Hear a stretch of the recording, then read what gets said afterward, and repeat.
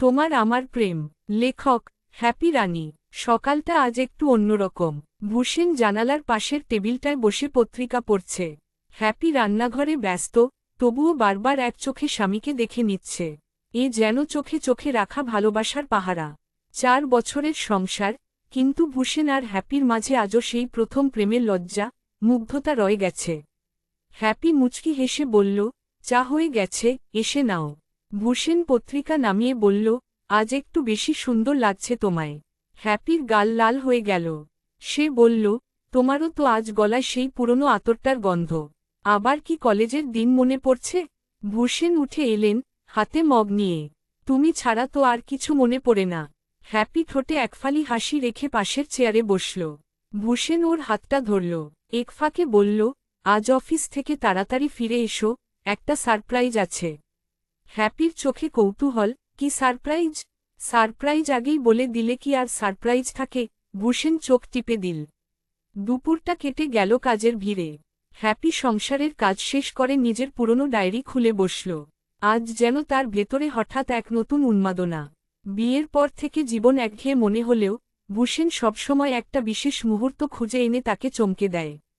Happy ডায়েরিতে একটা পাতায় লিখে রাখল, আজ আবার প্রেমে পড়ছি, সেই মানুষটার, যার সাথে প্রতিদিন নতুন করে প্রেম হয়। বিকেলে যখন ভূষেন বাড়ি ফিরল, তার হাতে একটা ছোট বাক্স। হ্যাপি একটু অবাক। এটা কি? দেখো না, খুলে ফেলো, ভূষেন চোখে মজা মিশিয়ে বলল। হ্যাপি বাক্স খুলে দেখল, ভেতরে একটা ছোট্ট পেনড্রাইভ আর একটা চিঠি। চিঠিতে লেখা, তোমার জন্য আমার লেখা কিছু কথা, আমাদের গল্পের টুকরো স্মৃতি। শুনে নিও।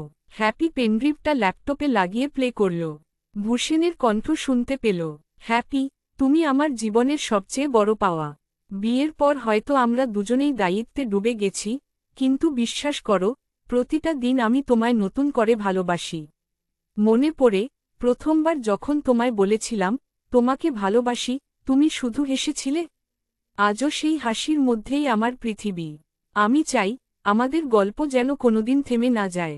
চলো, আবার ডেটে যাই, আবার নতুন করে প্রেম করি। হ্যাপির চোখে জল।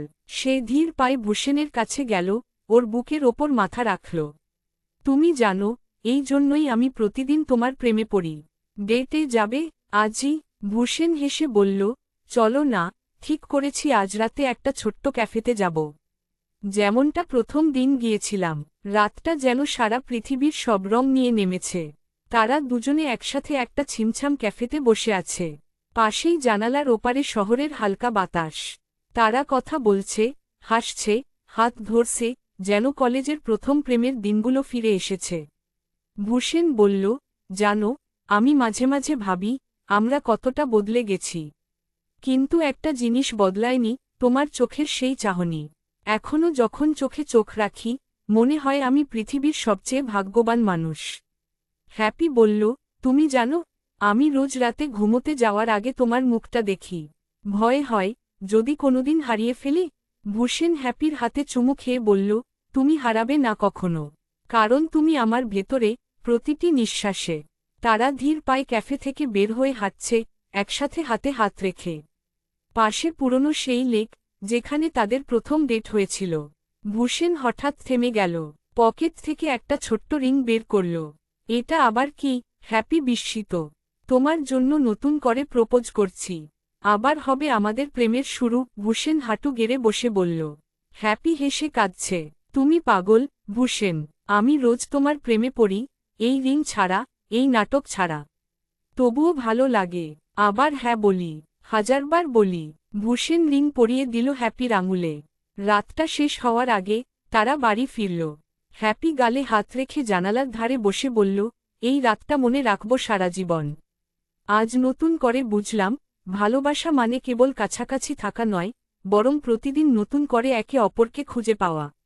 ভূষেন তার পাশে এসে বসে কাঁধে হাত রাখল। তোমায় আমি প্রতিদিন নতুন করে ভালোবাসতে চাই। এই তো শুরু, আমাদের প্রেমের দ্বিতীয় অধ্যায়। তারা একে অপরের চোখে তাকিয়ে রইল। সময় থমকে গেল। শেষ।